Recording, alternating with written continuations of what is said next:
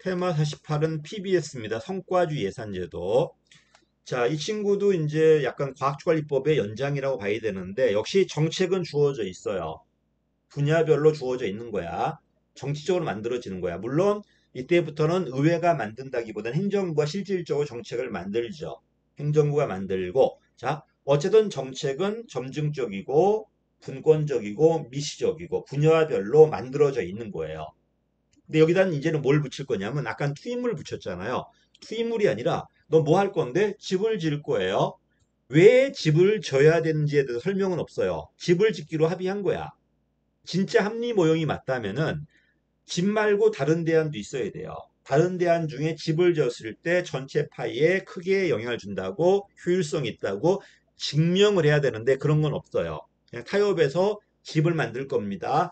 도로 건설할 겁니다. 100명의 교육훈련 할 겁니다. 이걸 만든 거예요.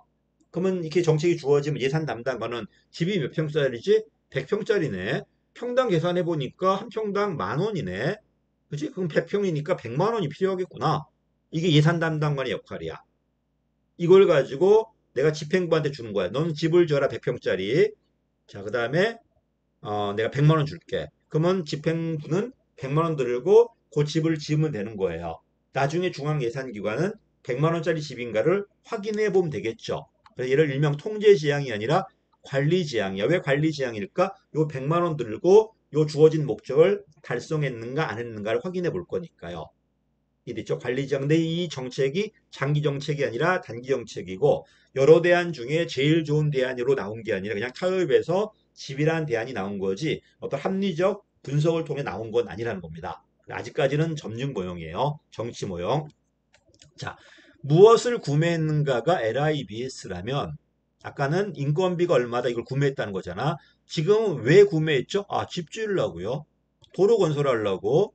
그다음에 교육시키려고. 그지? 목적물이 나왔지 이제. 근데 그 목적물이 장기가 아니라 단기, 세항이라는 거야. 단위 사업이라는 거야. 그리고 나중에는 네가 목적을 달성했나 확인해 봐야 되겠죠. 투입물과 산출물 비교해 볼 거야. 100만 원 썼는데 100만 원집인가? 그렇죠? 투입과 산출이니까 능률성 중심이겠지. 관리 지향이라고. 물론 효과성도 관리 지향이지만 네가 주어진 목적을 달성했는가 확인하는 게 관리 지향이에요. 자, 등장 배경은 뉴딜 정책인데 뉴딜 정책 이후에 행정국가로 넘어 들어가잖아. 정부가 커져요. 또 정부에 대한 낙관적 견해도 생기는 겁니다. 성공을 했잖아요. 아, 국가가 개입했을 때 시장 문제를 해결할 수 있구나. 이런 견해가 발생하니까 정부가 이제 정책을 실질적으로 만들고 예산 편성할 때도 재량을 줘야 되겠죠. 언제 들어왔나 봐. 후보위원회가 건의한 후보란 분이 28년도 대통령이에요. 여러분도 알다시피 대공 29년도야. 이분은 임기 중에 거의 못했어요. 왜? 너무나 많은 위원회가 있었기 때문에 대통령 힘이 되게 약했거든요. 그리고 이 후보위원회는 대통령 행정부의 권한을 강화시키는 역할을 많이 해요. 어쨌든 이분이 건의했고 트루만 때 50년 때 채택을 합니다. 자, 근데 이게 되려면요. 업무량이 얼마고 100평이고 단위원가가 얼마인지 다 계산이 돼야 돼, 안 돼야 돼. 그리고 단기 사업이에요. 이러다 보니까 계량화가 쉬운 소규모에만 효과적이다. 이 말은 거꾸로 말하면 계량화가 어려운 또는 장기적이고 질적인 거에는 적용이 잘 안 된다는 거죠. 그래서 적용 범위가 좀 제약받는다는 비판을 받아요. 어쨌든 계산 간단합니다. 집은 평 단위로 계산될 거고요. 그지? 한 평당 10,000원이라면 단위 원가겠죠. 업무량이 100평이라면 예산액은 100만 원일 거야. 도로는 킬로미터당 건설 낼 거고 50km가 업무량이고 킬로당 1억이라면 50km니까 50억이 필요할 겁니다. 사람은 명이겠죠. 한 명 교육시키는데 100만 원 들어요. 100명이니까 1억이 필요하겠네요. 이런 식으로. 그래서 업무량과 단위 원가 다 계산해 가지고 붙이겠다는 겁니다. 어쨌든 집행부한테는 사야 될 투입물을 준 게 아니라 집이란 목적물과 돈 100만 원을 준 거야. 이걸 가지고 네가 이걸 달성해 달라는 거죠. 관리 지향이라고 그래.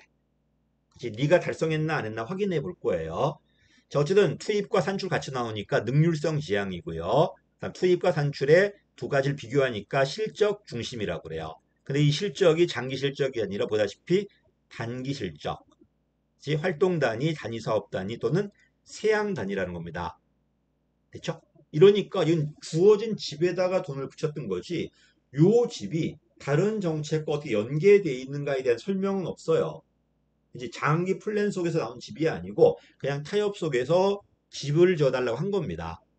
예, 그러다 보니까 장기 계획이 아니라 주로 개별 사업이었고 어떤 장기 계획과 연계성보다는 요 사업 단위에다가 얼마 붙일 것인가만 관심이 있었죠. 경영학자들이에요. 왜 물건 팔아야 될 거 아니야.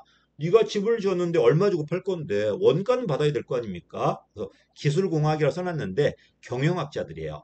경영학 지식, 아까는 회계학 지식이 왜 집이 보이는 게 아니라 집에 들어갈 투입물을 물건 목록으로 나열할 수 있는 사람이니까 예산 담당관이 회계학적 지식이 필요했다면은 지금 집인데 이 가치가 얼마인지 계산해야 되니까 경영학이다, 기술공학이 필요하다는 겁니다. 그 다음에 재밌습니다. 누가 정책 만들었죠? 분야별로, 그지? 분야별로 분권적이고 미시적으로 만들어졌어. 정책으로 만들어지는 거야, 타협에서. 아직 합리 모형 들어오지 않았어요. 행정부가 만들었어도 합리 모형이 들어왔다는 것은 여러 대안 중에 제일 좋다는 걸 증명해야 돼요. 그렇게 그런 거 아니잖아. 그냥 집이잖아, 여기는. 여긴 댐이잖아, 지금. 이해됐죠?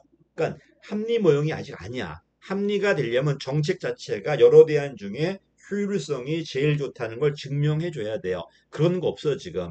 그냥 주어진 정책에다가 예산 담당관은 금액 가치만 계산했던 거지, 요 정책 그 자체를 평가한 건 아니, 분석한 건 아니잖아요. 그지?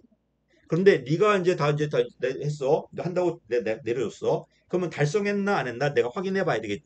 중앙 예산 담당관이. 그래서 네가 집을 지었는데 100평짜리 100만 원짜리 집인가 확인해 볼 거고, 네가 도로 건설했는데 확인해 볼 거고. 그래서 집권적인 관리. 그래서 점증적으로 결정되지만 정책은 관리 통제는 집권적이다. 그리고 내가 만들어 내린 게 아니라 대통령이 내린 게 아니라 분야별로 올라오니까 상향적이고 미시적이라는 겁니다. 분권적이다, 미시적이다. 역시 얘도 미시적이야. 써놓을까, 미시적이라고. 자, 얘 평가 들어갈게. 평가 나올 때 조심해야 되는데, 장점은 되게 LIBS에 비한 장점일 거고, 단점은 LIBS에 비한 단점도 있겠지만, 뒤에 나올 PBS에 비한 단점일 거예요. 자, LIBS는 예산서에 목적물이 안 보이고, 사야 될 물건만 쫙 나열돼 있어요. 이걸 가지고는 국민들이 도대체 뭘 했나 알 수가 없어요. 근데 PBS는 집 100만 원, 도로 50km, 50억, 사람 100명, 1억. 자, 그럼 국가가 뭘 했는가 이해하기 쉽잖아요. 기능별이니까, 물론 세양 단위지만, 그래서 국민의 이해가 쉽다. 또 이런 사업들은 되게 어떻게 돼 있는 거야? 담당 그 상임위원회가 있을 거고요.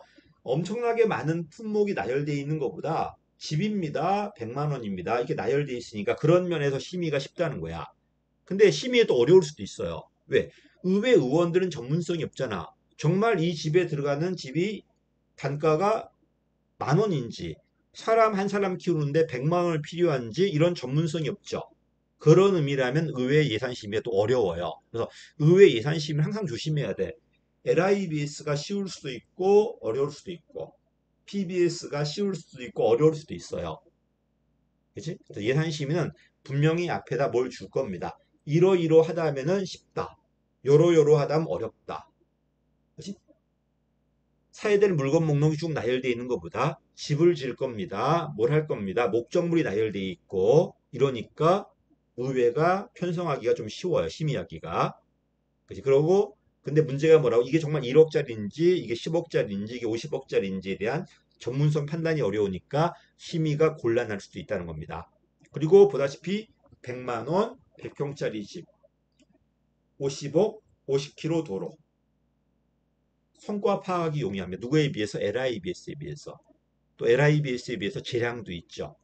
또 원가도 계산하니까 LIBS에 비해서 합리적이죠.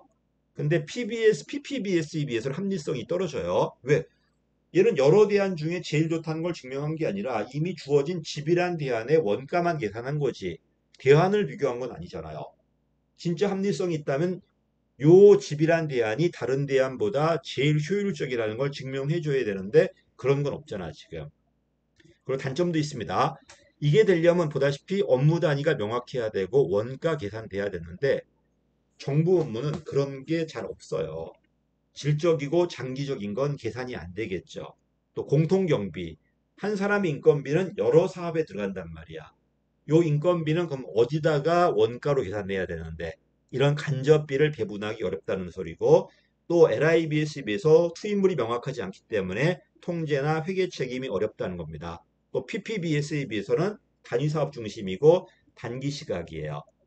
됐지? 그리고 당연히 합리성은 떨어질 수밖에 없겠죠. PPBS에 비해서는. 그래서 이 항상 가운데 낀 놈이 제일 그지 같아요. 누구하고 비교되는가에 따라 답이 달라질 거니까 문제를 잘 본 다음에 LIBS와 비교한 건지 뒤에 나올 PPBS와 비교한 건지 아니면은 또 신성과주라는 NPB와 비교한 건지 서로 이제 봐봐야 돼. 이거는 얘가 제일 어려울 겁니다. 나왔을 때요. 여기까지 하겠습니다. PBS 영어가 퍼포먼스 버제팅 시스템이에요. 내가 뭘 할지 예산서에 나열되어 있는 거야. 집을 지을 겁니다. 댐입니다. 도로입니다. 사람입니다. 이런 식으로. 그래서 퍼포먼스라고 그래요. 지금은 세양단이다. 이것도 역시 지금은 입법 과목이 아니라 무슨 과목이다? 행정 과목이에요. 행정 과목. 우리 한 단위로 지금 하잖아, 지금. 자, 여기까지 할게요. 감사합니다.